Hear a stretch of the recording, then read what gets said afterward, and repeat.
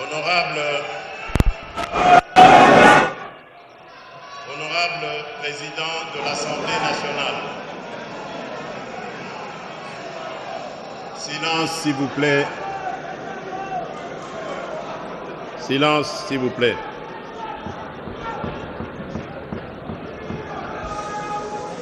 Honorable Président de l'Assemblée nationale, Honorable Président du Sénat, honorables députés nationaux et sénateurs, distingués invités, mesdames et messieurs, mes très chers compatriotes, le 20 janvier 2024, lors de ma prestation de serment pour ce second mandat à la tête de la République démocratique du Congo, j'ai pris devant notre peuple 6 engagements majeurs. Ces engagements se sont traduits en programmes ambitieux, en actions concrètes et en résultats déjà perceptibles. C'est donc en toute solennité et responsabilité que je m'adresse à vous aujourd'hui, afin de dresser le bilan de l'année 2024. Une année où, malgré d'importants défis, nous avons réalisé des progrès notables, accompli des avancées concrètes et démontré une détermination inébranlable à bâtir une République démocratique du Congo plus forte, plus prospère et plus équitable pour tous. Le programme d'action du gouvernement 2024-2028, adopté par cette auguste Assemblée en juin dernier, demeure notre feuille de route. Malgré les secousses de l'économie mondiale et les tensions géopolitiques, notre pays fait preuve d'une résilience exemplaire et s'adapte avec succès aux enjeux contemporains. Notre économie en pleine transformation présente des signes de solidité encourageants. Nous prévoyons cette année une croissance de 6%, un rythme nettement supérieur à la moyenne de 3,8% attendue en Afrique subsaharienne. Ce résultat, en dépit d'un léger ralentissement, témoigne de notre résilience face aux défis globaux et locaux et offre l'opportunité de consolider les bases d'une économie plus diversifiée, durable et tournée vers l'avenir. En parallèle, un accord préliminaire avec le Fonds monétaire international d'un montant d'environ 3 milliards de dollars fortifie notre position face aux enjeux économiques actuels. Je reconnais cependant que l'inflation constitue une préoccupation réelle pour nos concitoyens. Elle a dépassé au premier semestre le seuil annuel prévu de 11,3% en raison notamment de la hausse des tarifs de transport, hausse elle-même liée au rationnement des produits pétroliers ainsi que de l'augmentation du prix des denrées alimentaires et des boissons non alcoolisées.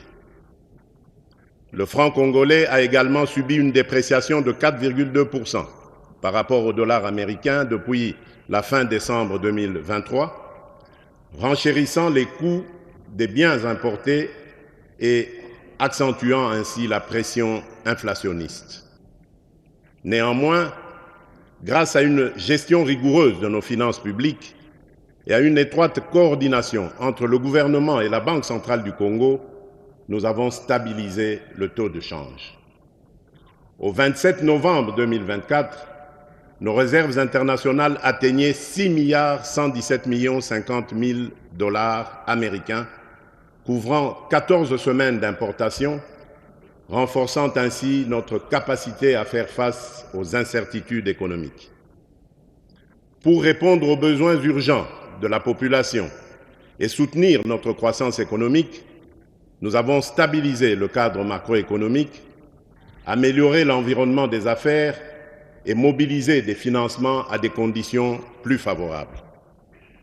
Ces avancées ont élargi nos marges de trésorerie et permis au Trésor public de financer des projets structurants.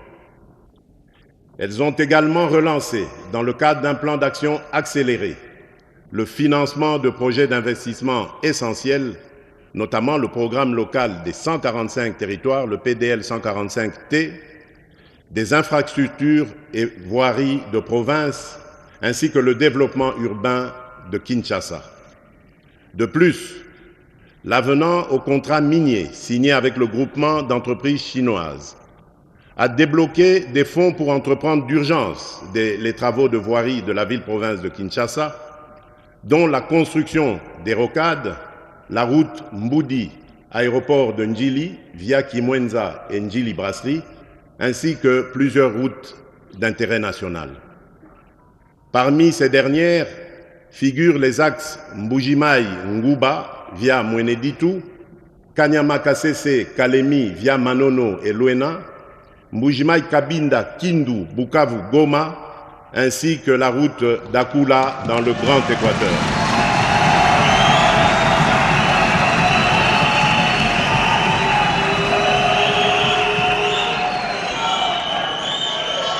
Cet avenant qui augure la deuxième phase du programme Minerais contre infrastructure permettra de doter notre pays des infrastructures routières de près de 7000 km reliant le nord et le sud, ainsi que l'est et l'ouest du pays, en passant par la grande région du centre. L'implémentation de ce programme dans les années à venir va contribuer à la promotion du marché intérieur, à la création d'emplois, à l'accélération du programme de développement à la base des 145 territoires, bref, à la diversification de notre économie nationale et au renforcement de sa résilience. Mes très chers compatriotes, il est vrai que la question de la vie chère s'invite aujourd'hui sur la table des décideurs que nous sommes. Je tiens cependant à rassurer la population. Dès la formation du gouvernement après ma réélection, j'ai instruit la Première ministre de prendre des mesures urgentes pour protéger et renforcer le pouvoir d'achat des ménages. C'est dans cet élan que plusieurs mesures ont été prises, notamment la baisse des prix à la pompe, la stabilisation des prix des tarifs pétroliers et l'apurement des dettes des sociétés pétrolières. Concrètement, le jeudi 3 octobre 2024, dans la zone ouest, le litre d'essence est passé de 3 340 à 2 990,49 francs congolais.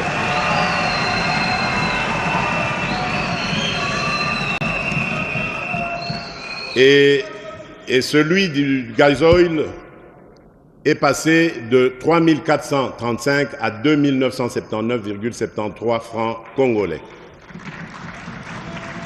Ces ajustements représentent une diminution de 10% sur l'essence et de 13% sur le gazoil, soit une baisse moyenne d'environ 12% sur l'ensemble des produits.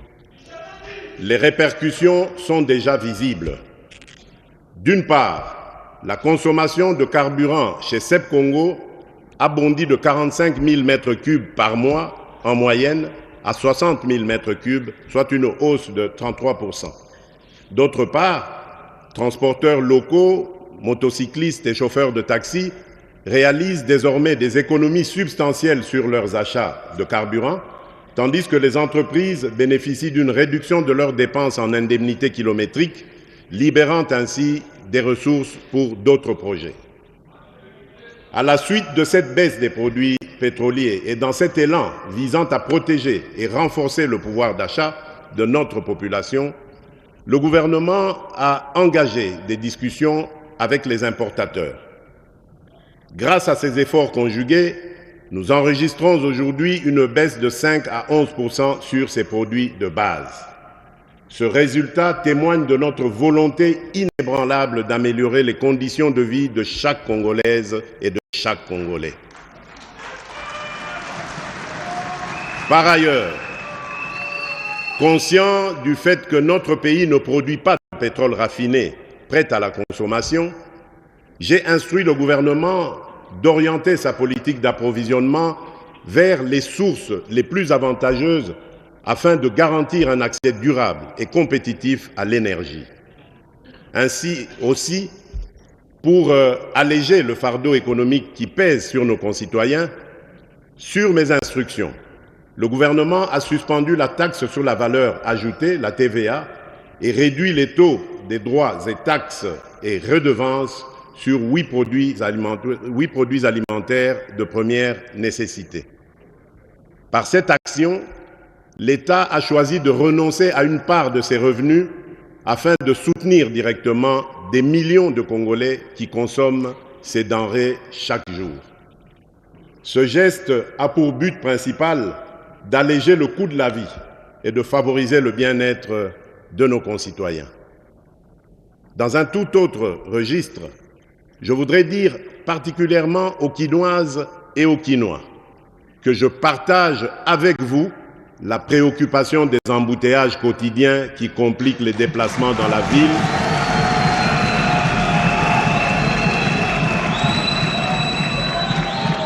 La préoccupation des embouteillages quotidiens qui compliquent les déplacements dans la ville et augmentent le coût de la vie pour nos concitoyens. J'ai instruit le gouvernement de procéder à une évaluation approfondie des mesures existantes et de proposer dans les jours à venir des améliorations ou ajustements significatifs pour remédier à cette situation. Honorable Président de l'Assemblée nationale, honorable Président du Sénat, honorables députés nationaux et sénateurs, distingués invités, mesdames et messieurs, mes très chers compatriotes, la République démocratique du Congo s'est dotée du plan national stratégique de développement, le PNSD 2024-2028, un cadre ambitieux pour concrétiser la vision de développement du pays à l'horizon 2050. Cette vision repose sur la valorisation des immenses potentiels de nos secteurs extractifs et agricoles, avec pour objectif de bâtir une économie diversifiée, inclusive et résiliente. Au cœur de cette transformation, le secteur agricole joue un rôle central. Garantir la souveraineté alimentaire, réduire la pauvreté, créer des emplois et renforcer la stabilité macroéconomique. L'agriculture devient ainsi le levier stratégique pour convertir nos richesses naturelles en prospérité durable, permettant enfin au sol de prendre sa revanche sur le sous-sol. Malgré des atouts exceptionnels, près de 80 millions d'hectares de terres arables, une diversité climatique remarquable et l'un des réseaux hydrographiques les plus denses au monde, notre pays peine à révéler pleinement son potentiel agricole. Cette sous-exploitation se traduit par des faibles rendements et une dépendance excessive aux importations alimentaires chiffrée à plus de 3 milliards de dollars américains par an. Les conflits armés dans le nord Kivu, le sud Kivu, l'Ituri, le Mai-Ndombe, le Kwilu et le Kwango, combinés à l'accès limité au financement, aux intrants agricoles et à des infrastructures insuffisantes, entravent profondément les chaînes d'approvisionnement et la production locale. Pour faire face à ces défis, le gouvernement, dans le cadre du programme d'action 2024-2028, a mis en œuvre, dès 2024, des initiatives concrètes visant à redynamiser le secteur agricole. Celles-ci ciblent les producteurs locaux, ménages, coopératives et entrepreneurs afin d'accroître la productivité et de consolider la production nationale. En s'appuyant sur ces efforts, notre nation entend réduire sa dépendance alimentaire, renforcer sa souveraineté économique et faire de l'agriculture le levier d'une croissance inclusive et durable en parfaite harmonie avec les aspirations de la vision 2050.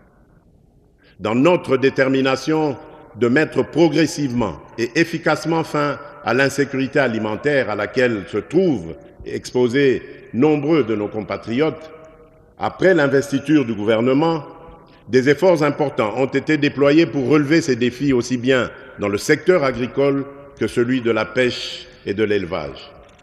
S'agissant de l'agriculture, pour la saison en cours lancée par le gouvernement, il importe de retenir que des agriculteurs ont bénéficié, entre autres, de 350 tracteurs pour la mécanisation et d'1,5 million de lots de matériel aratoire, de 5 millions de tonnes de semences, de 37 millions de mètres linéaires de boutures de manioc, de 500 tonnes de fertilisants minéraux et de 70 séchoirs à énergie solaire pour maïs.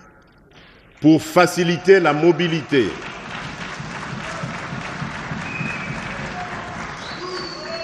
des techniciens et moniteurs agricoles, des motos et des vélos ont été remis afin d'assurer un meilleur encadrement des agriculteurs. Des facilités à titre d'exonération ont été accordées à plus de 200 entreprises pour l'importation de matières agricoles. Dans ce même élan de soutenir davantage le développement du secteur agricole, il y a lieu de noter que pour la première fois, à travers la loi de finances 2025 que je vais promulguer dans quelques jours, les crédits alloués à l'agriculture sont accrus et maintenus au-dessus de 11% du budget national, bien au-delà de l'objectif fixé dans le cadre des accords de Maputo.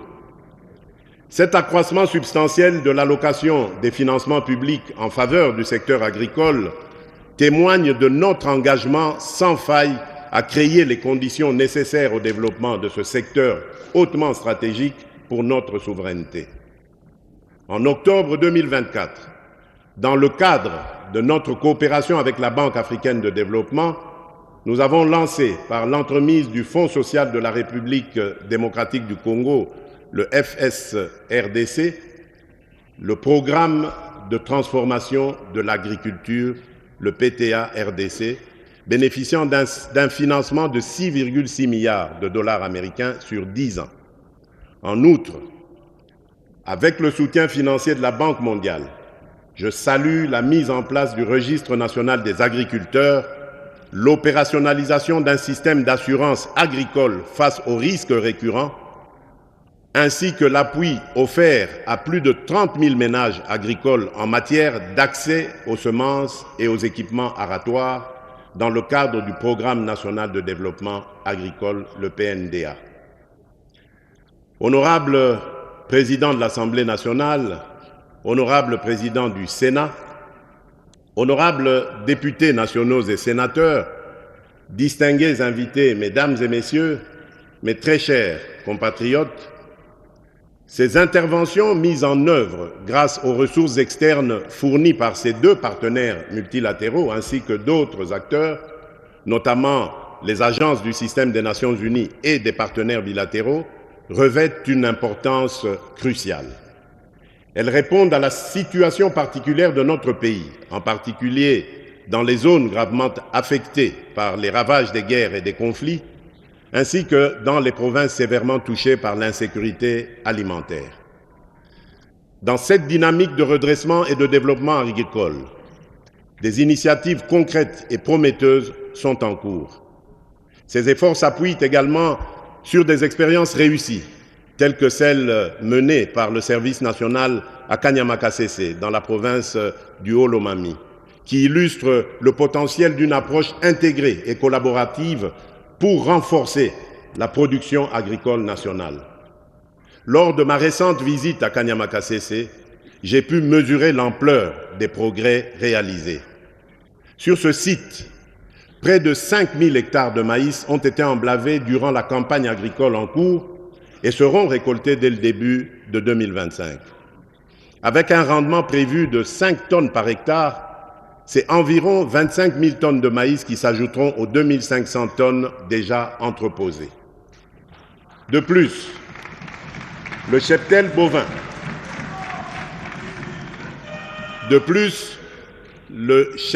bovin du service national à Kanyamakasese, parti de 1000 bêtes, en compte aujourd'hui 5000, témoignant ainsi de l'essor remarquable de ce programme. Cette expérience exemplaire mérite une attention particulière. La duplication de ce modèle dans d'autres provinces, en étroite collaboration avec les gouvernements provinciaux, constitue une piste d'action prometteuse. Elle repose sur la valorisation des talents de nos compatriotes, autrefois marginalisés, mais aujourd'hui transformés en véritables bâtisseurs de la nation. Cette démarche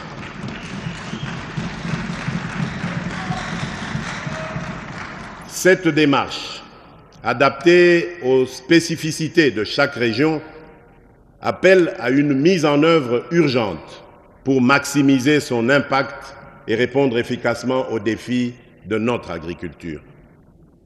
Dans cette même perspective, le gouvernement, avec le concours de mon cabinet, s'est engagé à amorcer la mise en œuvre de l'initiative de développement des agropoles à travers les 145 territoires du pays, ainsi que la promotion des parcs agro-industriels. Ces projets stratégiques, complémentaires aux pôles de développement agro-pastoraux, visent à accélérer la transformation agricole nationale tout en renforçant les bases d'une économie diversifiée. Des travaux préliminaires, notamment la cartographie des sites et les préévaluations, ont déjà été réalisés. La prochaine étape consistera à finaliser les études de faisabilité technique qui sont sur le point d'être lancées. Par ailleurs, le partenariat public-privé sera mobilisé de manière active pour garantir la réussite de ces initiatives. En toute urgence, ces efforts doivent s'appuyer sur un cadre légal et des mesures d'accompagnement adaptées au secteur agricole afin de garantir leur mise en œuvre et leur pérennisation. Concrètement, il s'agit de la promulgation d'ici fin mai 2025 de la loi agricole et de la loi semencière, ainsi que de leurs mesures d'application, de l'établissement du cadastre agricole et des plans d'aménagement et d'affectation des terres, de l'opérationnalisation du Fonds national d'entretien des voies navigables et ferroviaires, de la mise en place d'une base de données unique recensant tous les acteurs du secteur agricole, du renforcement de la coordination grâce à une cohérence accrue entre les projets et programmes agricoles et une synergie renforcée avec les secteurs connexes pour plus d'efficacité et d'efficience. Ainsi, je consacre l'année 2025 au parachèvement de ces réformes afin que la gouvernance agricole permette enfin à ce secteur de libérer pleinement son potentiel. L'autosuffisance alimentaire ne doit plus être un simple slogan, mais devenir une réalité. Nous en avons les moyens.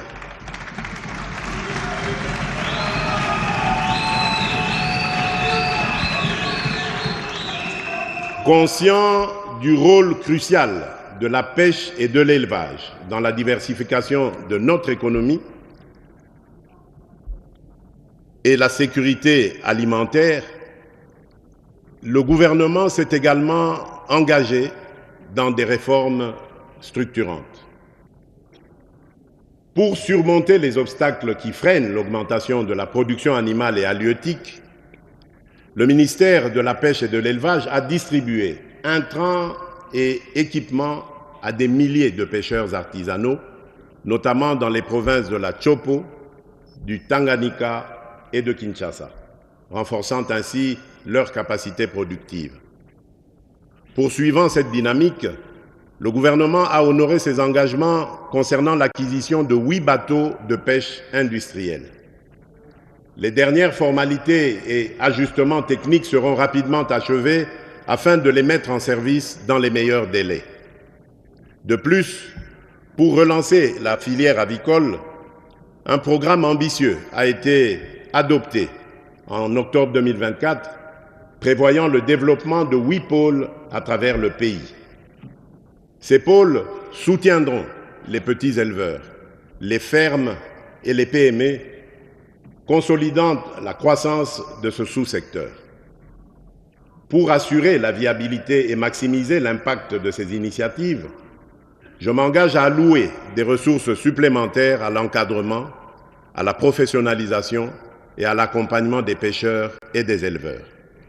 Enfin, l'Office national de pêche et d'aquaculture verra ses capacités opérationnelles renforcées afin de mener à bien sa mission au service de notre nation. Honorable Président de l'Assemblée nationale, honorable Président du Sénat, honorables députés nationaux et sénateurs, distingués invités, Mesdames et Messieurs, mes très chers compatriotes, le développement de notre secteur agricole ne se réalisera pleinement que si les conditions indispensables sont réunies dans les zones rurales. À ce titre, l'accélération de la mise en œuvre du programme de développement local des 145 territoires constituera une priorité majeure en 2025.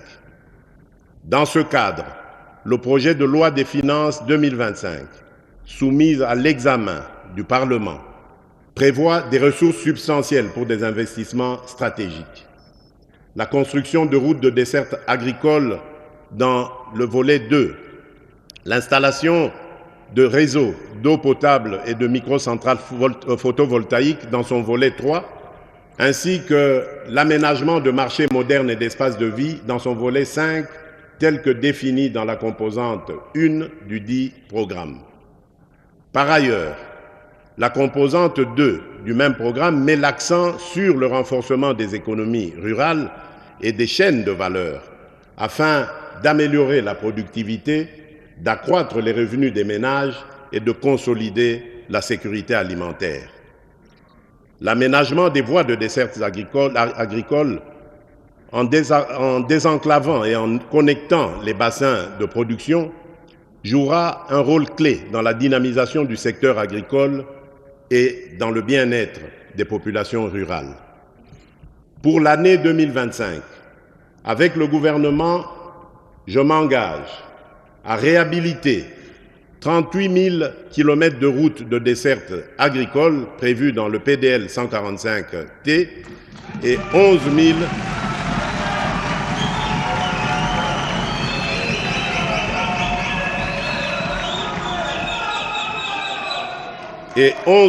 423 km de routes prioritaires supplémentaires en un an, en déployant des brigades routières dans chaque province pour un entretien régulier.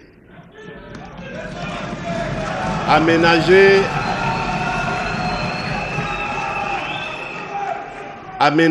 11 432 km de voies navigables destinées à la desserte agricole et construire des entrepôts portuaires adaptés.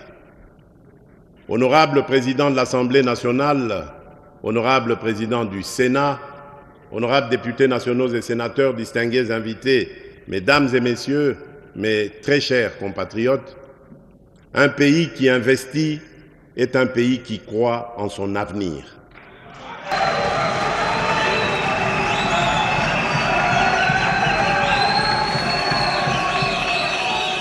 La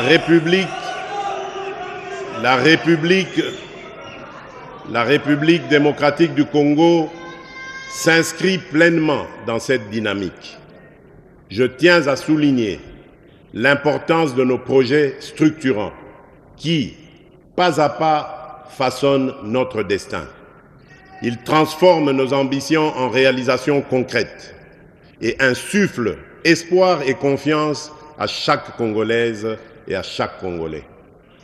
Dans la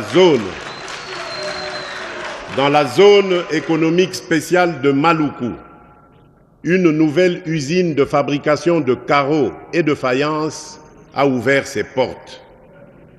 Saphir Ceramics DRC SA, puisque c'est d'elle qu'il s'agit, bâti, grâce à un premier investissement de 40 millions de dollars, crée plus de 1000 emplois directs et des milliers d'emplois indirects tout en dynamisant l'économie locale.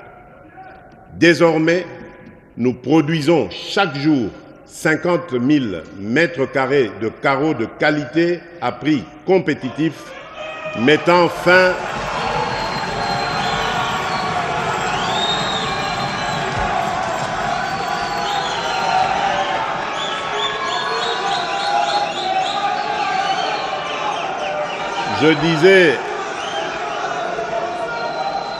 Je disais que désormais,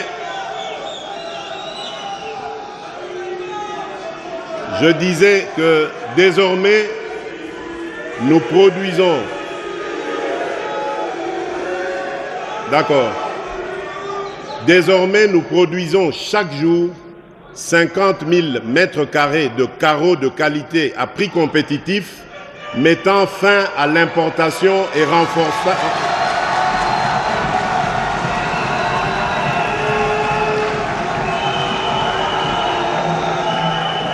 et renforçant ainsi la fierté de consommer congolais.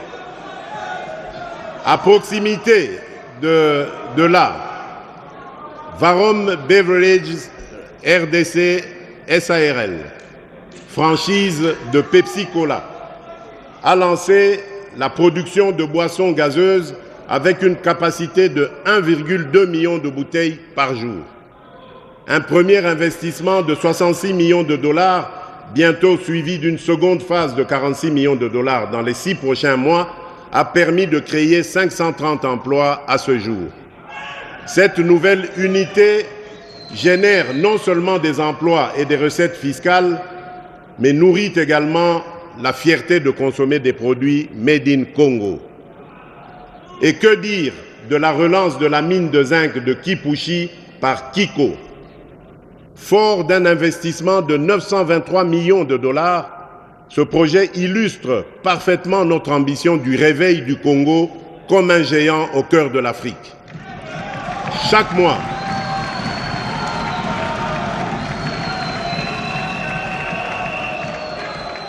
chaque mois, 45 000 tonnes de concentré de zinc sont produites, soit 540 000 tonnes par an, faisant de Kipushi la plus grande mine de zinc d'Afrique et l'une des plus modernes du monde.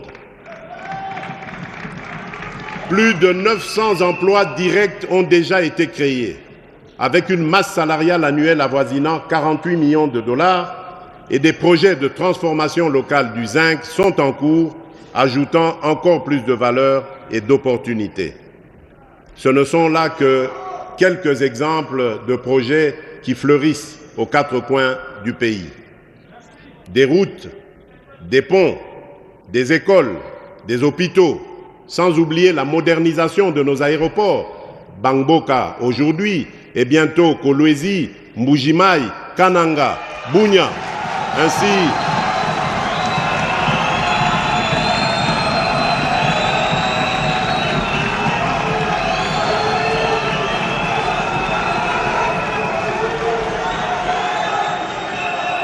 je disais des routes, des ponts, des écoles, des hôpitaux, sans oublier la modernisation de nos aéroports, Bangboka aujourd'hui et bientôt Kolwezi, Mbujimai, Kananga, Bunia, ainsi que le balisage et l'électrification de l'aéroport de Kalemi.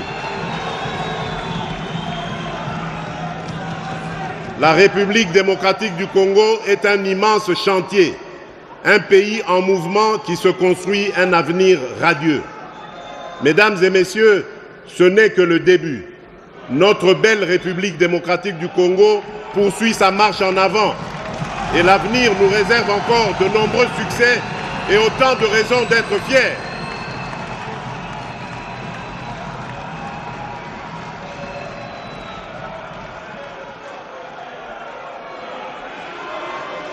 Par ailleurs, la redynamisation de nos entreprises du portefeuille est un impératif pour renforcer leur compétitivité et leur performance. C'est dans ce cadre que nous avons cette année adopté un programme de relance incluant la création d'Air Congo en partenariat avec Ethiopian Airlines, dans laquelle l'État congolais détient 51% des parts, ainsi que la reprise des activités de Congo Airways. En outre, la tenue des États généraux en cours permettra d'adopter des recommandations claires définissant la trajectoire pour relancer l'ensemble de nos entreprises étatiques. Honorable Président de l'Assemblée nationale, Honorable Président du Sénat, honorables députés nationaux et sénateurs, distingués invités, mesdames et messieurs, mes très chers compatriotes, la transformation et la diversification socio-économique de notre pays reposent sur le développement d'infrastructures stratégiques dans des secteurs clés tels que les routes, les chemins de fer, le numérique et l'énergie. Dès le début de mon premier mandat, j'ai pris l'engagement de faire du numérique congolais un levier d'intégration et de bonne gouvernance, de croissance économique et de progrès social. Pour réduire la fracture numérique, principalement causée par un déficit d'investissement, nous avons mis en place des incitatifs financiers destinés à attirer davantage d'investisseurs dans le déploiement de la fibre optique. Par ailleurs, nous avons doté nos institutions d'un réseau propriétaire, garantissant une administration publique plus moderne et transparente. De plus, nous avons décidé d'intégrer systématiquement la pose de la fibre optique dans tous les projets de construction et de réhabilitation des routes à travers le pays. À l'horizon 2030, cette initiative permettra à la République démocratique du Congo de se doter de réseaux à large bande interconnectant les grandes régions de notre pays. S'agissant de l'énergie, notre croissance économique durable exige un accès fiable, abordable et pérenne à cette ressource. Elle demeure le moteur de la transformation des matières premières, le socle de l'innovation technologique et un facteur clé de la compétitivité de nos entreprises. En 2024, nous avons franchi d'importantes étapes dans ce domaine. Parmi ces réalisations, nous retenons l'achèvement des travaux de réhabilitation du groupe G25 de la centrale hydroélectrique Dinga 2, qui devrait produire 1,2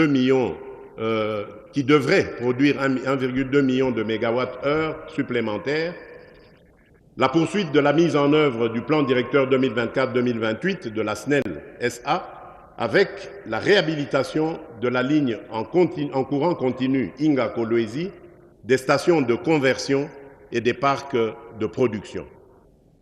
À terme, la capacité de transit passera de 600 MW à 800 MW d'ici début 2025 et à 1105 MW d'ici 2028. La poursuite des travaux et d'extension de la centrale hydroélectrique de la Lungoudi par l'ajout d'un second module de 4 MW qui permettra d'augmenter la capacité de production de 2 MW à 6 MW d'ici octobre 2026, améliorant ainsi l'alimentation en électricité de la ville de Chikapa et l'accès à l'eau potable pour ses habitants. La finalisation des travaux d'électrification dans les localités de Maïdi, Ngeba, Malanga et Katogota ont permis de connecter de nouveaux foyers, transformant le quotidien de milliers de personnes. Les travaux d'installation de nouvelles cabines ainsi que ceux de la remise à niveau du poste de Funa vont permettre de densifier le réseau de la SNEL, impactant directement 62 758 ménages, soit plus de 500 000 personnes, et contribuant à réduire la consommation du bois énergie. Le programme de densification des réseaux électriques du secteur privé au nord et sud Kivu, malgré un contexte sécuritaire difficile dans les agglomérations de Butembo, Beni, Lubero, Rutshuru, Nyiragongo et Goma, a permis d'alimenter 26 000 ménages et petites et moyennes entreprises, soit environ 210 000 personnes. Le démarrage des travaux de réhabilitation sur les groupes G23, G24 et G26 de la centrale Dinga 2 permettra à terme de produire 2 millions de mégawattheures supplémentaires pour soutenir la demande croissante et améliorer la desserte.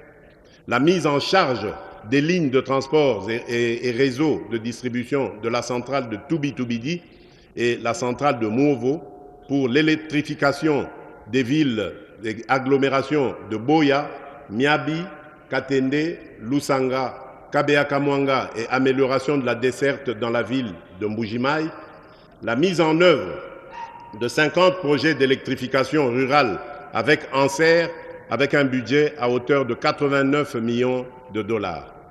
Ces projets permettront de connecter plus de 47 400 ménages et d'alimenter des activités à usage productif d'énergie ainsi que d'autres activités économiques. 9 projets de construction de centrales solaires sont en cours d'exécution à Bongandanga, Bassankusu, la périphérie de Mbuji-Mayi, la périphérie de Kananga, Uvira, Luebo, Chilenge, Katanda et Mweka. La fin des travaux est prévue pour cette fin d'année 2024. Une capacité de 13,7 MW crête va bénéficier à 205 500 ménages. 26 projets de construction de centrales solaires enregistrent des taux d'exécution appréciables et pourront être potentiellement livrés au premier et deuxième trimestre 2025. Ces projets sont localisés dans les territoires respectifs de Lusambo, de Ngandajika, de Lodja, de Lubao, de Kabea-Kamwanga, de Mweneditu, de Kabare, de Bulungu, de Kasongolunda, de Dibaya, de Kapanga, de Inongo, de Miabi, de Tchela, de Buta, de Walungu, la périphérie de Kinshasa, Masisi, Banalia, Kabinda, Luiza, Demba, Bondo, Walikale, Bosobolo et Idiofa.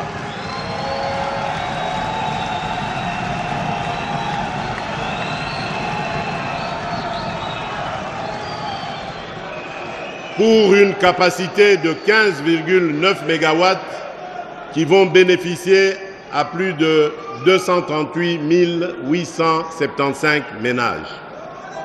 En matière de desserte en eau, le bilan de l'année 2024 est porteur de progrès significatifs.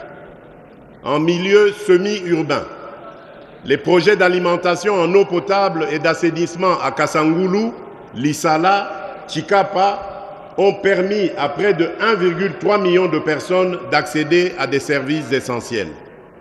En milieu urbain, à Kinshasa, Lubumbashi et Matadi, les efforts déployés ont offert l'accès à l'eau potable à plus de 3,1 millions de personnes.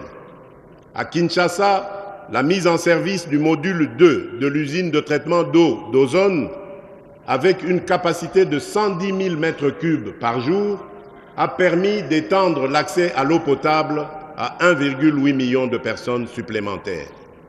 Ces avancées marquent des étapes cruciales vers l'amélioration des conditions de vie de nos populations et renforcent notre engagement à garantir un accès équitable aux ressources essentielles. Honorable Président de l'Assemblée nationale, Honorable Président du Sénat, honorables députés et sénateurs, distingués invités, Mesdames et Messieurs, mes très chers compatriotes, la modernisation de la fonction publique demeure un pilier essentiel de nos réformes pour renforcer la gouvernance et améliorer l'efficacité de l'administration publique. C'est un enjeu crucial pour répondre aux attentes de nos citoyens et accompagner les priorités nationales. Un État fort et prospère repose sur des hommes et des femmes intègres, porteurs d'un sens élevé du devoir. La qualité de ses ressources humaines est le socle de son efficacité, car c'est à travers elles que l'État agit, inspire le respect et se rend utile. Je tiens à exprimer ma satisfaction pour les avancées réalisées depuis le début de mon premier mandat dans le domaine de l'administration et de la fonction publique. Parmi les progrès significatifs, je citerai l'identification biométrique des fonctionnaires, qui a permis pour la première fois dans l'histoire de notre pays de publier des annuaires alphabétiques et numériques des agents des services centraux et des divisions urbaines de Kinshasa. Cette initiative qui s'étendra à toutes les catégories socio-professionnelles vise une meilleure maîtrise des effectifs et de la masse salariale, tout en éliminant les doublons, les agents fictifs et les abus qui saignent nos finances publiques depuis des décennies. La rationalisation des services publics, avec la fixation progressive de cadres et structures organiques pour supprimer les chevauchements et les conflits d'attribution, optimisant ainsi leur fonctionnement, la fluidification des départs à la retraite, soutenue par un nouveau système de sécurité sociale attractif et efficace. Plus de 10 900 départs à la retraite ont été enregistrés durant le premier quinquennat, avec une programmation d'au moins 10 000 départs annuels. Cette démarche apporte dignité et reconnaissance aux anciens serviteurs de l'État. L'alignement des fonctionnaires non mécanisés, grâce auquel plus de 171 000 agents, parfois en service depuis plusieurs décennies, ont été intégrés au système de paie. L'amélioration des conditions socio-professionnelles par le renforcement du dialogue, la discipline, la dématérialisation des procédures, les promotions en grade, la refonte du cadre juridique et l'amélioration progressive des salaires et des conditions de travail. Ces réformes traduisent notre engagement à bâtir une administration structurée, capable d'offrir des services publics de qualité. La prochaine étape consistera à mettre en place une nouvelle politique salariale, juste et équitable, garantissant à chaque agent, où qu'il se trouve, un salaire digne et en adéquation avec sa catégorie d'emploi et ses mérites. Aucune discrimination, aucune inégalité manifeste ne devra subsister. Honorable Président de l'Assemblée nationale, Honorable Président du Sénat, honorables députés nationaux et sénateurs, distingués invités, mesdames et messieurs, mes très chers compatriotes. Depuis le lancement officiel de la couverture santé universelle, le 5 septembre 2023, avec un premier paquet de soins consacré à la gratuité de la prise en charge des femmes enceintes et des nouveau-nés, le gouvernement a poursuivi sa mise en œuvre en 2024. À l'aide de fonds propres et du soutien de partenaires, près de 57 millions de dollars ont été alloués pour démarrer ce programme à Kinshasa et dans le Congo central. Grâce à un financement supplémentaire de 73 millions de dollars obtenu via la restructuration du programme multisectoriel de nutrition et de santé, appuyé par la Banque mondiale, le programme a été étendu à 11 autres provinces, couvrant désormais une grande partie du pays. La revue de la première année de gratuité des accouchements révèle des résultats très encourageants. Plus de 1,3 million de femmes ont bénéficié de ces services dans 4 300 établissements de soins, tandis que 1 155 structures ont été équipées et 454 000 enfants malnutris ont été pris en charge. Ces efforts ont entraîné une baisse de la mortalité néonatale et une augmentation de l'espérance de vie des Congolais. À ce jour, la gratuité des accouchements est effective dans 13 provinces, avec une extension prévue à l'ensemble des provinces en 2025. Parallèlement, des mesures sont en cours pour assurer la prise en charge des soins de santé des agents publics et de leurs familles avant fin 2025.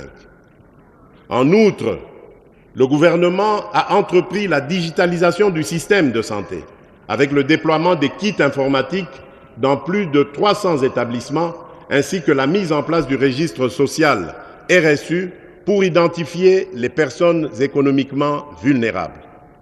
Ce projet, en phase pilote, a déjà enregistré 413 341 personnes, soit 78 739 ménages dans 6 provinces, avec une cible supplémentaire de 31 500 ménages vulnérables dans la commune de Limete à Kinshasa.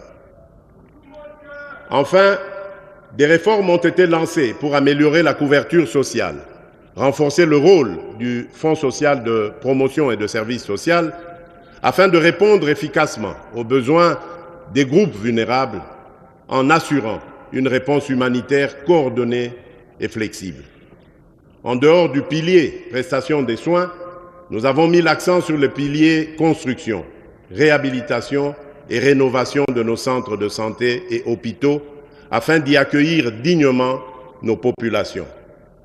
À titre illustratif, nous avons construit l'hôpital général de Kinshasa, désormais appelé le Centre hospitalier universitaire Renaissance de Kinshasa, d'une capacité totale de plus de 2500 lits, faisant de cet établissement l'un des plus grands hôpitaux d'Afrique centrale, ainsi que la modernisation de celui de la Mouya à Mbujimaï, avec 10 bâtiments nouvellement construits. Dans le volet réhabilitation, nous avons rénové et modernisé l'hôpital Jason Sendoué de Lubumbashi, entre autres. De plus, dans le cadre du programme de développement local des 145 territoires, nous avons déjà finalisé la construction de 300 centres de santé répartis sur toute l'étendue du territoire national, dont celui de Mutoa, en périphérie de la ville de Kalemi, déjà équipé, que j'ai personnellement réceptionné lors de mon itinérance dans la province de Tanganyika. Honorables députés nationaux et sénateurs, Mesdames et Messieurs, dans le cadre des efforts visant à garantir un accès équitable aux soins, une attention particulière est accordée aux personnes vivant avec handicap afin d'assurer leur inclusion et leur droit à des services de santé adaptés et de qualité. Le soutien à cette catégorie de la population constitue un engagement majeur du gouvernement.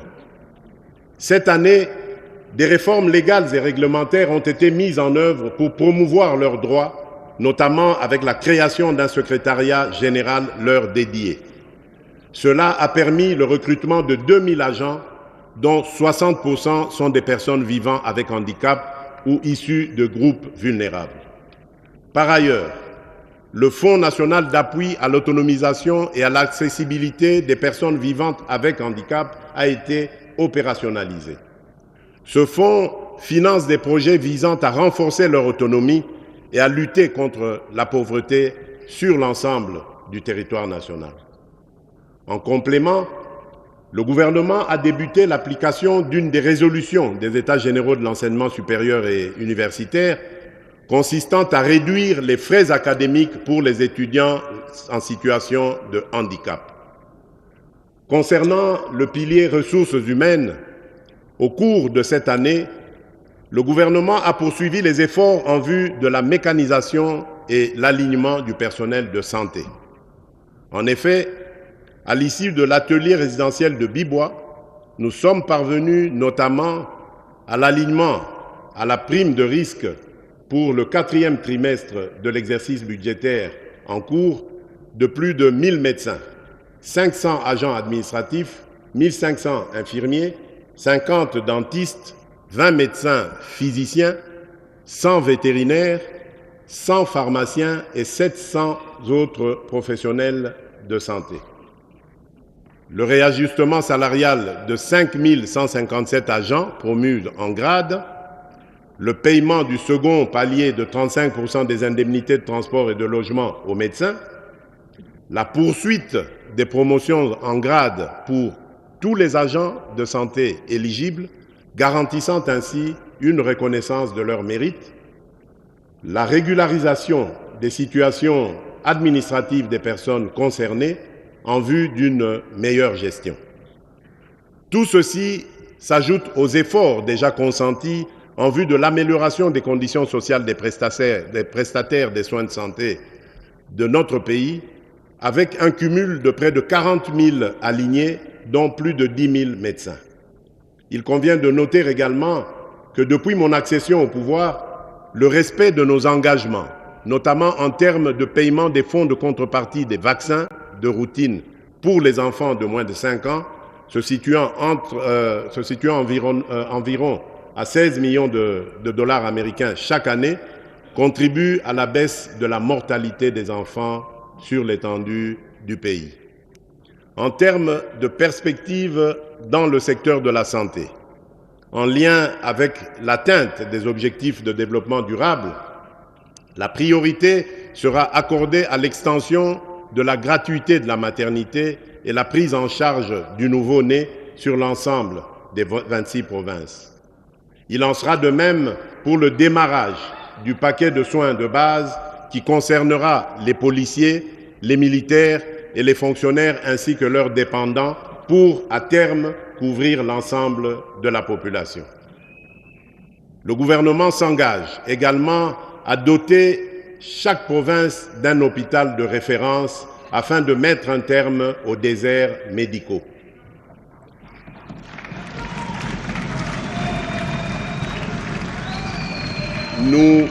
Nous poursuivrons nos efforts sans relâche pour construire un système de santé robuste et résilient, apte à prévenir, préparer et répondre efficacement aux grandes endémies et épidémies telles que le Mpox, le choléra, la tuberculose, le VIH-Sida, le paludisme, les fièvres hémorragiques virales, les infections respiratoires et plus récemment une maladie inconnue affectant la province du Kwango.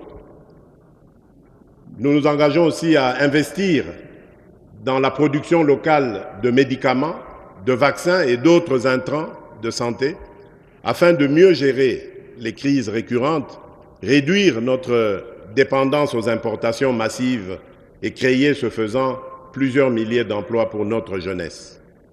Toujours dans le registre de prise en charge, nous avons initié le projet d'appui au bien-être alternatif des enfants et jeunes impliqués dans la chaîne d'approvisionnement du cobalt, le PABEA Cobalt, dans les provinces du Haut-Katanga et du Lualaba.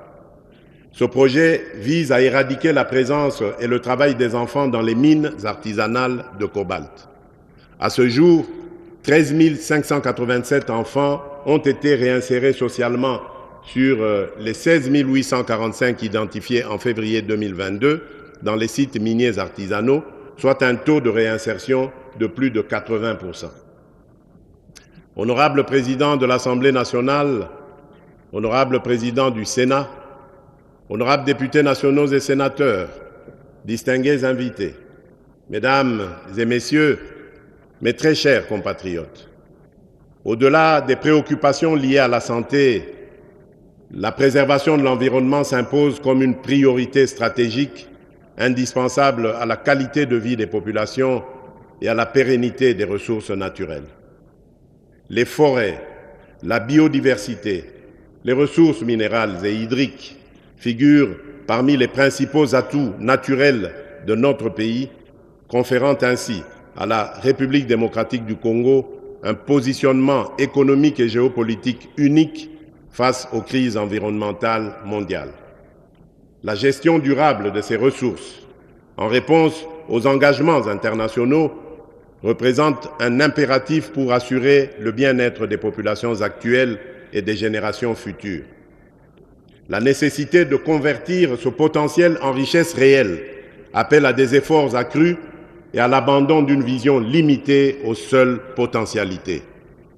Dans cette optique, des réformes significatives ont été engagées, notamment l'organisation des États généraux des forêts, dont les conclusions serviront de base à l'élaboration d'une politique forestière nationale et à l'actualisation du Code forestier. Parallèlement, un processus d'élaboration d'un plan stratégique pour la gestion durable des tourbières a été lancé, visant à protéger cette ressource naturelle tout en générant des bénéfices pour le pays. En outre, le projet de création d'une aire protégée communautaire de plus d'un demi-million de kilomètres carrés, dénommé Couloir vert Kivu-Kinshasa, marque un engagement supplémentaire en faveur de la conservation. Destinée à devenir la plus vaste aire protégée au monde, ce couloir vert contribue aux objectifs internationaux tels que l'initiative 30x30 et le défi de Bonn. Ce couloir vise à préserver et à restaurer les forêts tropicales humides, les tourbières, et d'autres écosystèmes cruciaux, tout en favorisant l'agriculture de conservation, indispensable à la résilience climatique et au développement durable. Tout en saluant les différentes initiatives en cours, j'appelle le gouvernement à accélérer la mise en œuvre des réformes engagées en vue de doter notre pays des meilleurs instruments juridiques, institutionnels, politiques ainsi que des normes environnementales indispensables à la gestion responsable de nos écosystèmes. Honorables députés nationaux et sénateurs, Mesdames et Messieurs, lors de la COP29 sur le climat tenue à Bakou en Azerbaïdjan, les pays développés ont pris l'engagement de mobiliser annuellement, d'ici 2035, 300 milliards de dollars américains pour financer des initiatives climatiques dans les pays en développement. Pour permettre aux pays de tirer pleinement parti de ces financements, des réformes structurelles s'avèrent indispensables. L'amélioration de la capacité d'absorption des financements climatiques passe notamment par une évaluation et une actualisation rapide de la contribution déterminée au niveau national, la CDN, afin de mieux identifier les besoins en adaptation au changement climatique et de diversifier les sources de financement disponibles. La mobilisation effective du secteur privé constitue également une priorité stratégique incontournable. À cet effet, la République démocratique du Congo est appelée à initier des réformes visant à mettre en place des mécanismes stratégiques et juridiques pour la gestion des risques climatiques et le verdissement du système financier congolais. Ces efforts incluent la traçabilité budgétaire des financements climatiques ainsi qu'une participation active à la structuration et à la régulation du marché du carbone qui devient une nécessité absolue. Par ailleurs, le renforcement du cadre de coordination et d'orientation de l'aide au développement ainsi que de la finance climatique figure parmi les priorités majeures du gouvernement pour l'année 2025. Ces initiatives visent à aligner les ambitions climatiques du pays avec les opportunités de financement international, tout en assurant une gestion durable et transparente des ressources mobilisées dans la continuité des efforts pour préserver l'environnement et garantir un développement durable. La gestion des déchets émerge comme un enjeu central, nécessitant des actions concrètes pour réduire leur impact sur les écosystèmes et améliorer les conditions de vie des populations. Ainsi, depuis le mois d'août dernier, nous avons lancé le programme de gestion des déchets d'équipements électriques, électroniques et pneumatiques, le DEEP, pour financer les opérations d'assainissement à travers le pays, grâce à la perception de l'éco-contribution. La réussite de ces multiples efforts ne pourra être possible que dans une perspective de collaboration interinstitutionnelle avec le renforcement du partenariat public-privé. Ceci nous permettra d'assurer la valorisation à grande échelle de ces déchets et de créer ainsi un modèle d'économie circulaire dans notre pays. Dans cette optique, le gouvernement a décidé d'accorder des facilités fiscales et parafiscales à certaines sociétés qui opèrent dans le secteur des déchets plastiques à Kinshasa. Parallèlement aux défis environnementaux, l'éducation nationale reste un pilier fondamental pour le développement socio-économique, en formant les générations futures et en renforçant les capacités humaines nécessaires à la transformation du pays. Honorables députés nationaux et sénateurs, Mesdames et Messieurs, comme vous le savez, j'avais fait de la gratuité de l'enseignement primaire une des principales priorités de mon premier mandat. Au cours des dernières années, nous avons réalisé des avancées significatives. La prise en charge à ce jour par le Trésor public de 279 145 enseignants nouvelles unités, aussi bien au niveau maternel, primaire que secondaire, ainsi que le personnel des bureaux gestionnaires témoignent à suffisance notre détermination à améliorer notre système éducatif. C'est à ce même titre que le gouvernement a organisé au mois d'août dernier des assises de la commission paritaire gouvernement-banc syndical de l'éducation nationale et nouvelle citoyenneté à Bibois afin d'assurer l'assainissement du fichier PAY et l'identification des enseignants non payés dans le but de déterminer l'enveloppe salariale devant être projetée au cours de l'année 2024-2025. Tous ces paris gagnés méritent d'être consolidés afin d'assurer l'amélioration des conditions socio-professionnelles des enseignants ainsi que les infrastructures scolaires. Dans le cadre des efforts visant à renforcer le système éducatif, le gouvernement a intensifié son engagement en faveur de la science et de l'innovation, donnant un nouvel élan au développement national à la suite du conclave du génie scientifique congolais.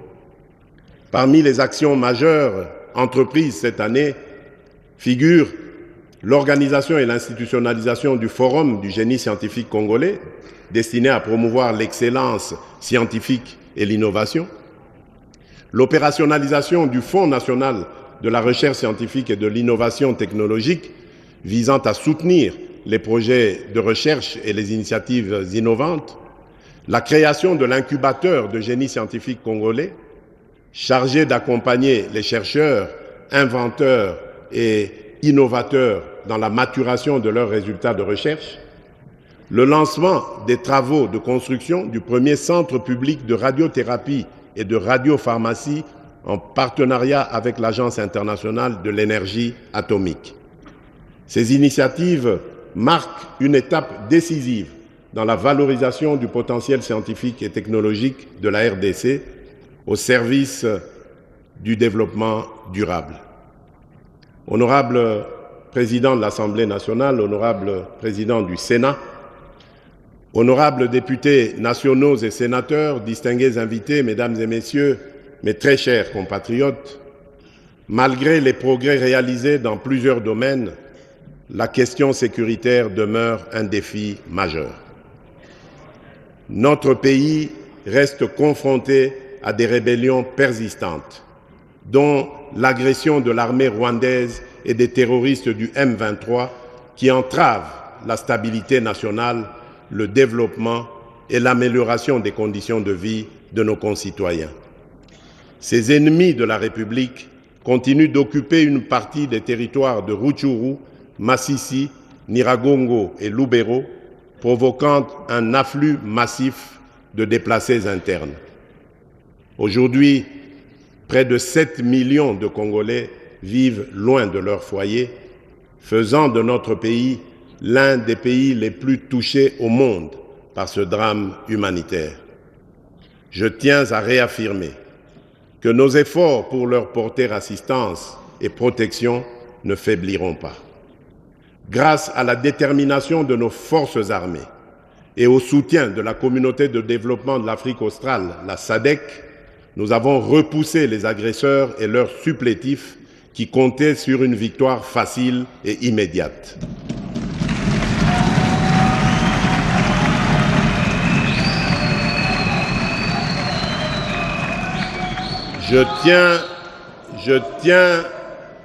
Je tiens à exprimer ma profonde gratitude au président João Manuel Gonçalves Lourenço de la République d'Angola pour son engagement résolu en tant que médiateur dans la quête de la paix à l'est de notre pays. Je remercie également la SADC qui vient de renouveler d'une année le mandat de sa mission en République démocratique du Congo, la SAMI d'IRC, témoignant ainsi de son attachement aux principes de sécurité collective et de son appui dans le processus de pacification. L'opérationnalisation du plan de programmation militaire lancé l'an dernier et poursuivi cette année rendra nos forces armées plus efficaces sur le terrain. J'ai la conviction que cette approche contribuera à rétablir définitivement la paix et à préserver l'intégrité territoriale de notre nation. C'est ici l'occasion de saluer la mémoire de nos vaillants militaires, des forces de résistance, les Wazalendo, et des soldats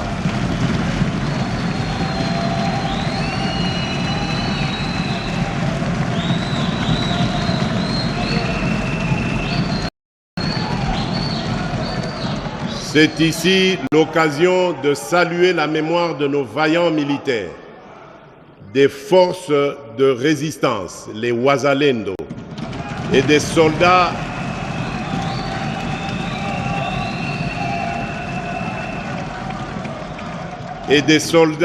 de pays amis tombés pour défendre l'intégrité de notre territoire, ainsi que celle de tous nos compatriotes injustement fauchés par la guerre, la violence, la maladie ou les calamités naturelles. En leur honneur, je vous invite à vous lever et à observer un moment de recueillement.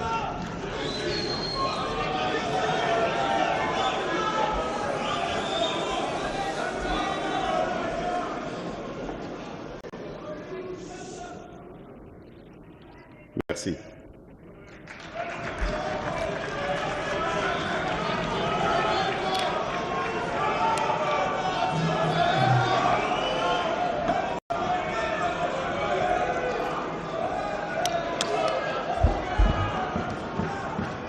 Honorables députés nationaux et sénateurs, mesdames et messieurs, au-delà des déplacements massifs de population provoqués par la guerre, un phénomène alarmant s'observe. Le dépeuplement progressif de certains territoires stratégiques, suivi de leur repeuplement par des populations étrangères implantées par le Rwanda. Cette dynamique soulève des enjeux majeurs en termes de souveraineté nationale, d'équilibre démographique et de cohésion sociale, nécessitant une réponse urgente et coordonnée. S'agissant de l'état de siège, j'ai instruit Madame la Première ministre de procéder à l'évaluation sur le terrain des mesures de son assouplissement décidées l'année passée. Des décisions appropriées seront prises au regard des recommandations issues de la dernière mission interinstitutionnelle effectuée dans les provinces du Nord Kivu et de l'Ituri, du dispositif transitoire et graduel de l'état de siège. En ce qui concerne le banditisme urbain, particulièrement le phénomène Kuluna, je suis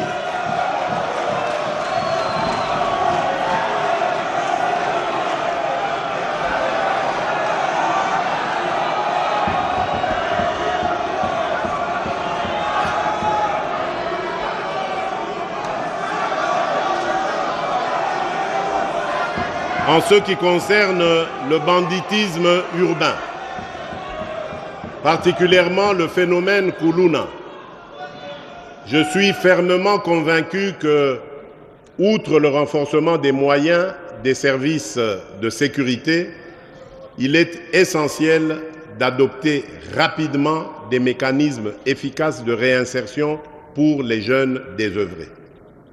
Une plus grande rigueur dans la répression des actes criminels en conformité avec notre législation s'avère également primordiale.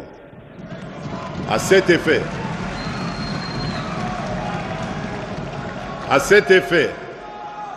le gouvernement a lancé le processus de dotation en matériel roulant à la police nationale et aux administrations et aux administrateurs de territoire pour leur itinérance.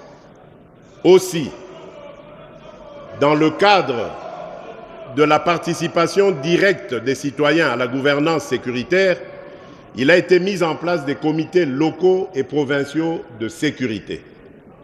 Ce processus a déjà permis l'élaboration pour la ville de Kinshasa des plans locaux de sécurité dans les communes de Kisenso, Matete, Bumbu, Lingwala, Ngaba, alors que ceux des communes de Makala, Kimbanseke, Njili, Selembao, Massina sont en cours d'élaboration.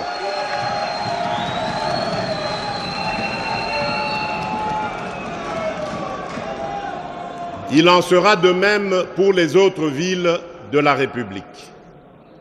Une expérience inspirante a été mise en œuvre à Kanyamakasese, où les Kuluna ont été transformés en bâtisseurs. Au lieu de les considérer uniquement comme des criminels, le gouvernement a choisi d'engager ces jeunes dans des projets de développement communautaire. En les intégrant dans des initiatives constructives, nous avons non seulement réduit la criminalité, mais également redonné un sens à leur vie en leur offrant des opportunités de travail et de réinsertion sociale. Toutefois, l'État restera intraitable face à ceux qui tourneront le dos aux opportunités de réinsertion sociale offertes. Face à eux, la loi s'appliquera dans toute sa rigueur. Honorables députés nationaux et sénateurs, honorables députés nationaux et sénateurs, mesdames et messieurs, s'agissant toujours de la question de la sécurité, il est essentiel de relever particulièrement que le domaine des affaires coutumières, l'une des sources non négligeables de certains conflits susceptibles de générer de l'insécurité à grande échelle, doit aussi attirer l'attention du gouvernement. Au cours de l'année écoulée, le gouvernement a entrepris plusieurs initiatives pour assainir ce secteur afin d'anticiper sur les conflits. Parmi ces initiatives, on peut noter le lancement d'une vaste opération pour résorber les crises nées des litiges d'origine coutumière.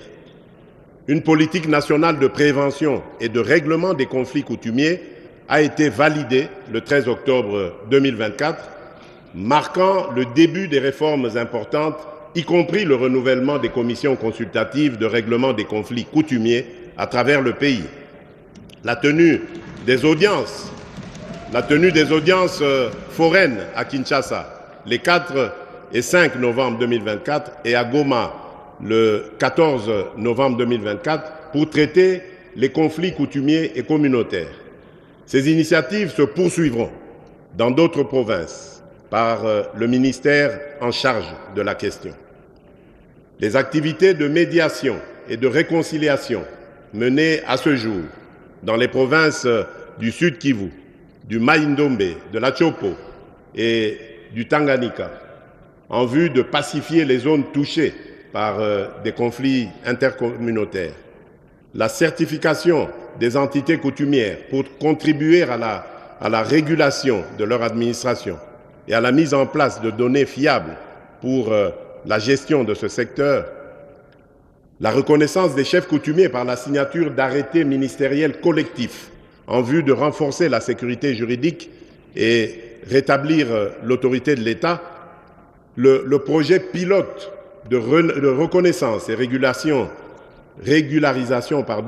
de plus de 350 chefs coutumiers au Haut-Ouélé, envoyant un signal fort aux autres provinces sur l'engagement du gouvernement à toucher toutes les entités coutumières, la protection et la promotion des droits des peuples autochtones qui demeurent une priorité dans notre programme.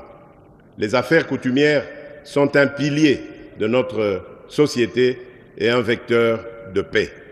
En renforçant le rôle des chefs coutumiers et en améliorant la gestion des affaires coutumières, nous contribuerons à la stabilité de notre pays et à la cohésion de nos communautés. Mes chers compatriotes, autant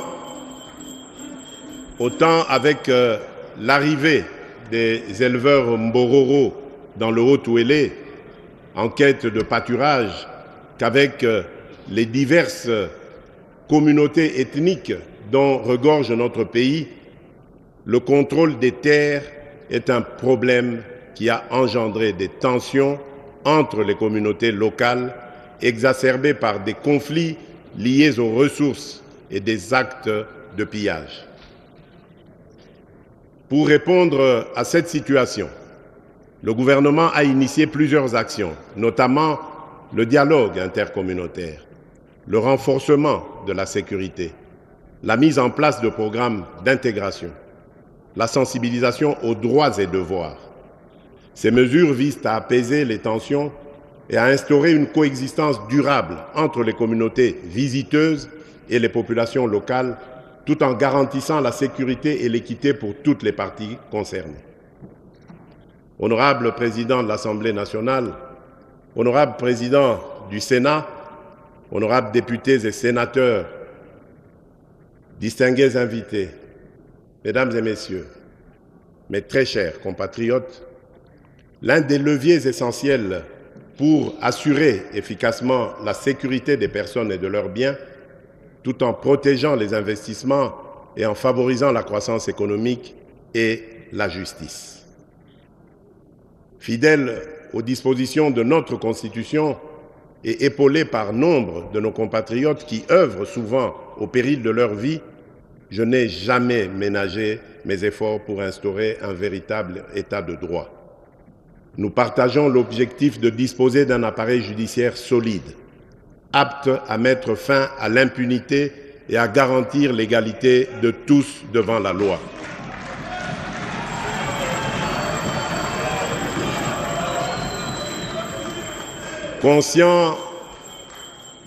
Conscient des défis qui freinent encore le bon fonctionnement du système judiciaire, nous avons engagé des actions concrètes.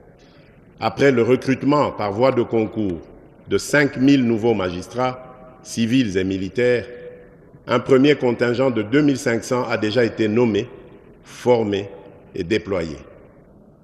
Un processus est déjà entamé pour la prochaine vague. Face à l'ampleur des enjeux et dans le but de fédérer tous les acteurs autour de notre quête d'un véritable état de droit, nous avons soutenu la réorganisation des états généraux de la justice. Les recommandations qui en sont issues guideront des réformes structurelles profondes comme l'amélioration des conditions de travail et de la gestion du personnel judiciaire, la construction d'infrastructures juridiques et pénitentiaires respectueuses des droits humains, le renforcement de la discipline au sein de la magistrature et l'intensification de la lutte contre l'impunité. Honorable Président de l'Assemblée nationale, honorable Président du Sénat, honorables députés nationaux et sénateurs, distingués invités, Mesdames et Messieurs, mes très chers compatriotes, face aux défis sécuritaires persistants, la diplomatie joue un rôle crucial en mobilisant le soutien international, en renforçant les partenariats régionaux et en plaidant pour des solutions durables aux crises qui affectent le pays. Elle devient un levier indispensable pour appuyer les efforts nationaux et promouvoir la paix et la stabilité dans la région. Cette année, la République démocratique du Congo s'est affirmée sur la scène internationale en tant qu'acteur incontournable, résolu à défendre ses intérêts et à promouvoir des partenariats durables au service de notre développement. L'année 2024 a été marquée par des avancées diplomatiques majeures pour la direction du président Félix Tshisekedi, excusez mon humilité.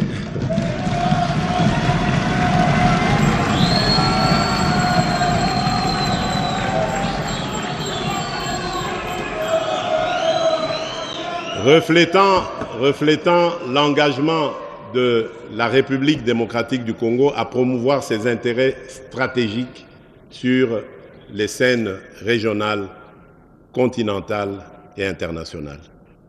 Notre élection au Conseil des droits de l'homme des Nations Unies, suivie de notre candidature imminente au Conseil de sécurité comme membre non permanent, témoigne de la reconnaissance internationale de notre engagement pour la paix et les droits humains et nous offre une tribune privilégiée pour promouvoir et défendre les droits humains.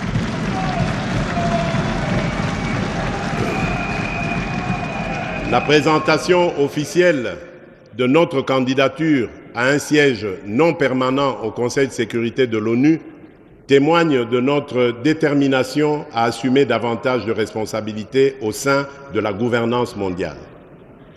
Notre adhésion au Conseil de paix et de sécurité de l'Union africaine a renforcé la position stratégique de la République démocratique du Congo dans la résolution des conflits africains.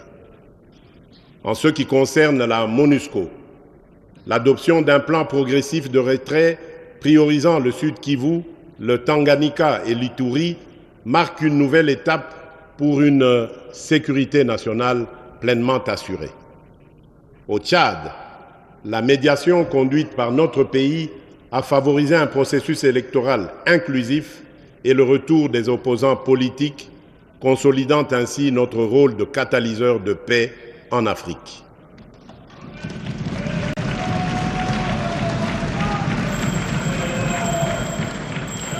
Par ailleurs, notre participation au Forum sur la coopération sino-africaine, le FOCAC, s'est traduite par la signature d'accords clés avec la Chine, touchant notamment les infrastructures, l'énergie et les mines, tout en veillant à une exploitation équilibrée de nos ressources stratégiques, en particulier le cobalt et le cuivre.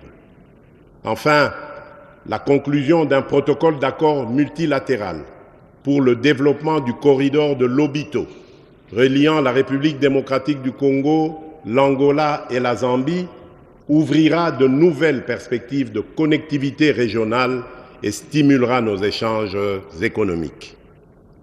Ces accomplissements ne sont pas de simples distinctions.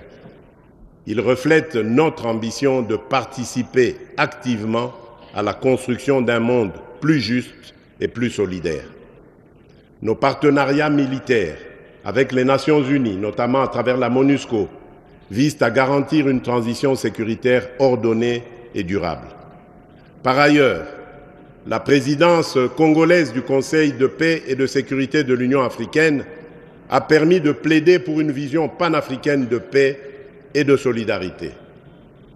Honorable président de l'Assemblée nationale, honorable président du Sénat, honorables députés nationaux et sénateurs réunis en congrès, mes chers compatriotes, dans le cadre des efforts pour renforcer la cohésion sociale et promouvoir le développement humain, les secteurs de la culture, du genre, de la jeunesse, des sports et du tourisme occupent une place essentielle parce que contribuant à l'épanouissement des citoyens et à la valorisation des richesses de notre pays. En inscrivant la création de plus d'emplois en priorité de mes engagements pour le second quinquennat, mon ambition était d'ouvrir très largement le champ d'opportunités à la main-d'œuvre locale, essentiellement composée de jeunes. Pour ainsi atteindre ce noble objectif, de nombreuses initiatives courageuses et des actions encourageantes ont été entreprises en faveur de la jeunesse à travers l'action du gouvernement. Il y a lieu de noter la mécanisation de plusieurs jeunes parmi les agents nouvellement alignés à la paye en 2024 dans le cadre du programme de rajeunissement de l'administration publique et de la magistrature. Conscient du rôle que doit jouer davantage cette jeunesse en faveur du développement de notre pays et au regard des enjeux de l'heure, j'avais résolu de requalifier les attributions du ministère lui dédiées en ministère de la jeunesse et de l'éveil patriotique. Loin d'être une simple indication, cette attribution exprime ma volonté de donner à la jeunesse la place qui est la sienne, notamment dans la préservation de l'intégrité territoriale et le respect des droits des citoyens. Chers jeunes, dire non aux sollicitations des ennemis de notre nation, dénoncer des complices de la souffrance imposée à notre peuple par nos agresseurs et barrer la route aux manipulateurs, c'est ça même le sens de l'éveil patriotique.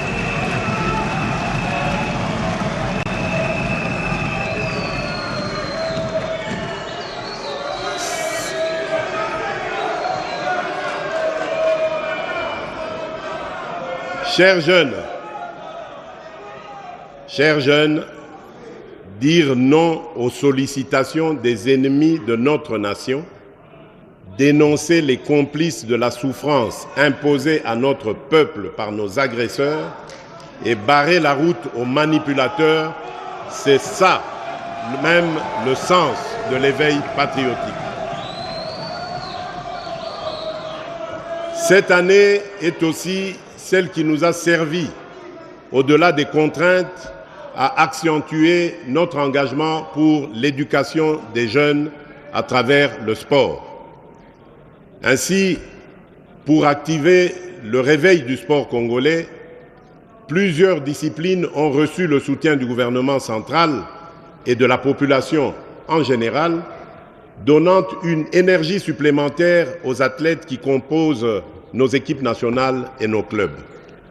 Comment ne pas évoquer les exploits sportifs de nos équipes nationales, de nos clubs, de nos compatriotes porte-étendards du pays sur l'échiquier national et international qui se sont distingués, autant par leur réussite collective que leur performance individuelle, faisant briller les couleurs de notre drapeau national. En obtenant des instances internationales, l'organisation à Kinshasa de plusieurs compétitions régionales, comme la 26e édition du championnat d'Afrique des Nations de handball senior dames, nous avons obtenu l'inscription de notre pays sur la liste des nations africaines aux grandes ambitions sportives. Pour assumer ces ambitions, nous avons poursuivi cette année les travaux de construction et de réhabilitation des infrastructures sportives dans quelques provinces du pays. L'inauguration prochaine du Centre culturel et artistique des pays d'Afrique centrale à Kinshasa, grâce à notre coopération avec la Chine, positionne le pays comme un hub régional de la créativité.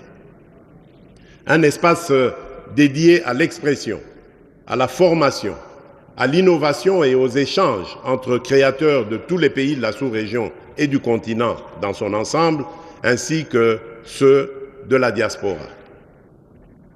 Mes chers compatriotes, depuis mon accession à la magistrature suprême, j'ai fait de la protection des droits de l'homme et de la lutte contre les violences basées sur le genre une priorité nationale. Cette année, malgré les tentatives de dénigrement de nos détracteurs visant à affaiblir notre position sur la scène internationale, des progrès significatifs ont été réalisés.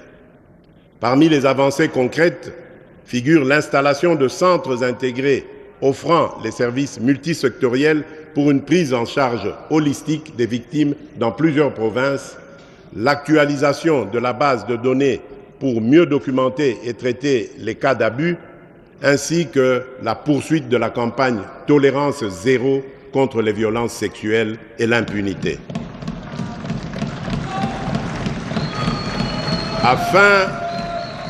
Afin de renforcer le cadre normatif en matière de justice transitionnelle, conformément à nos engagements internationaux, 3 documents majeurs ont été transmis au gouvernement pour examen. Il s'agit de l'avant-projet de loi portant principes fondamentaux relatifs à la justice transitionnelle en République démocratique du Congo, de l'avant-projet de loi organique modifiant et complétant la loi organique numéro 13/011B du 11 avril 2013 relative à l'organisation, au fonctionnement et aux compétences des juridictions de l'ordre judiciaire. Il s'agit enfin du projet de politique nationale sur la justice transitionnelle. Ces actions traduisent notre détermination à bâtir une société où les droits de chacun sont protégés et respectés. À propos de l'agenda de la résolution 1325 du Conseil de sécurité des Nations Unies sur les femmes, la paix et la sécurité, il est important de signifier que la République démocratique du Congo vient de finir l'élaboration du plan d'action national de la 3e génération qui constitue la mise en œuvre de la dite résolution. Ce plan d'action intègre un nouveau pilier sur les conflits émergents dus notamment aux catastrophes naturelles et au blanchiment de capitaux. Honorables députés nationaux et sénateurs, mesdames et messieurs, notre action sur le front étatique représente une avancée majeure pour la République démocratique du Congo. Trop longtemps, notre histoire a été racontée à travers les prismes de la guerre et de la souffrance. Aujourd'hui, nous affirmons notre droit à écrire notre propre récit, celui d'un peuple résilient, talentueux, riche de sa diversité et de ses innombrables opportunités. Nos médias, tant publics que privés, seront pleinement mobilisés pour accomplir cette mission.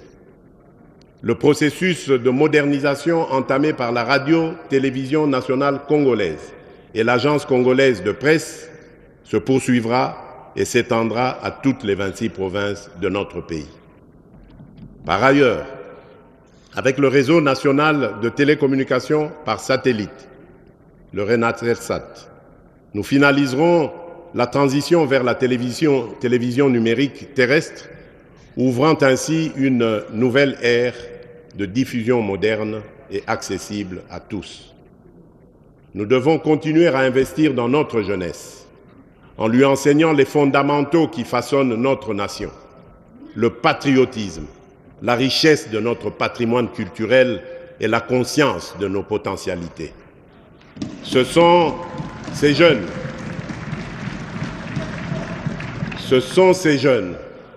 nos éclaireurs, qui porteront demain le récit inspirant de notre pays. Par ailleurs, face à la menace croissante des fake news, nous poursuivrons la mise en œuvre des réformes du secteur des médias et de la communication, conformément à l'agenda établi lors des États généraux de la communication et des médias. L'Union nationale de la presse du Congo, revitalisée, et le Conseil supérieur de l'audiovisuel et de la communication, le CESAC, travailleront ensemble pour garantir un paysage médiatique professionnel, libre et démocratique. Enfin, le front médiatique s'harmonise avec les fronts diplomatiques, judiciaires et militaires pour protéger une image forte, positive et unifiée de notre pays. Nous restons fermement engagés, car maîtriser notre récit et notre image est une condition essentielle de notre souveraineté, de notre dignité et de notre prospérité collective.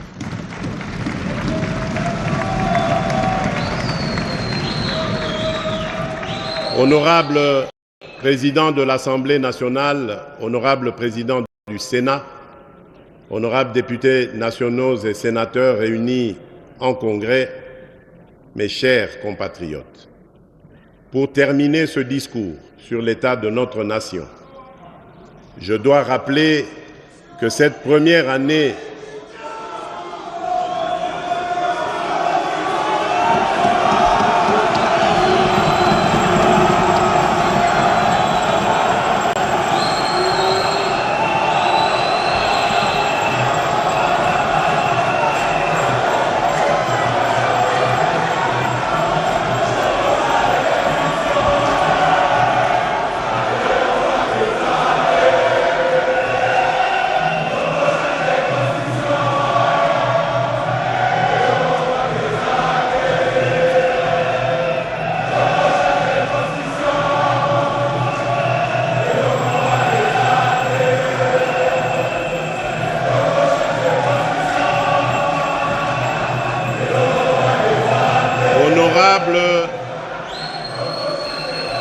Honorable Président de l'Assemblée nationale, Honorable Président du Sénat, Honorables députés et sénateurs réunis en Congrès, Mesdames et Messieurs, distingués invités, mes très chers compatriotes, pour terminer ce discours sur l'état de la nation, je dois rappeler que cette première année de mon nouveau mandat a été marquée par un démarrage raté, ou plutôt retardé, j'allais dire, notamment en raison du temps nécessaire mis pour la désignation de la Première ministre et la mise en place des institutions conformément aux prescrits de notre Constitution. Ces délais, bien que contraignants, étaient indispensables pour respecter les échéances et les procédures fondamentales de notre démocratie. Cependant, cette situation nous invite à une réflexion commune. Il est peut-être temps d'engager une réflexion nationale sur une réforme constitutionnelle.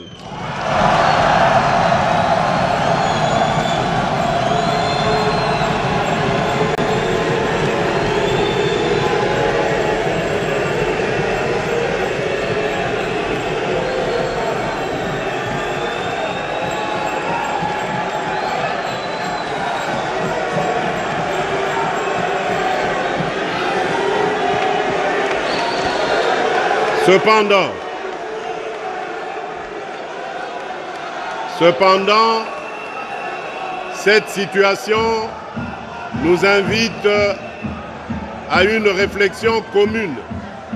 S'il vous plaît,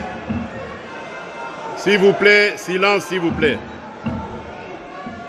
Cependant, cette situation nous invite à une réflexion commune. Il est peut-être temps d'engager une réflexion nationale sur une réforme constitutionnelle afin d'éliminer les failles qui ralentissent le fonctionnement de notre appareil étatique. Cette démarche consiste uniquement à lancer une initiative visant à inviter nos compatriotes à une réflexion sincère pour bâtir un cadre institutionnel plus adapté aux réalités et aux aspirations de notre peuple.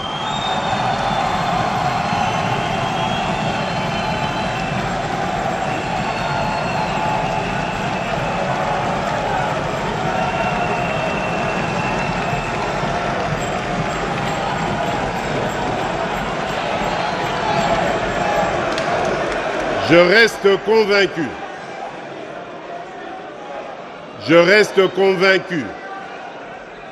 que malgré les défis,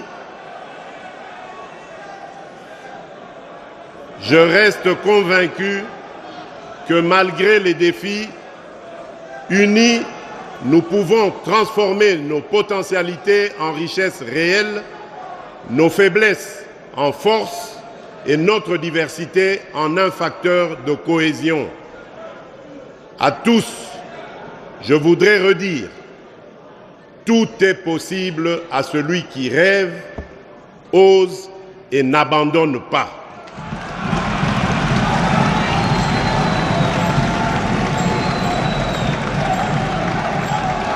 C'est dans cet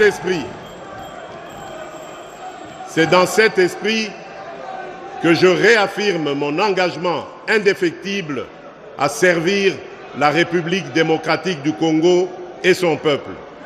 Que vive la République démocratique du Congo, que Dieu bénisse la République démocratique du Congo et son peuple.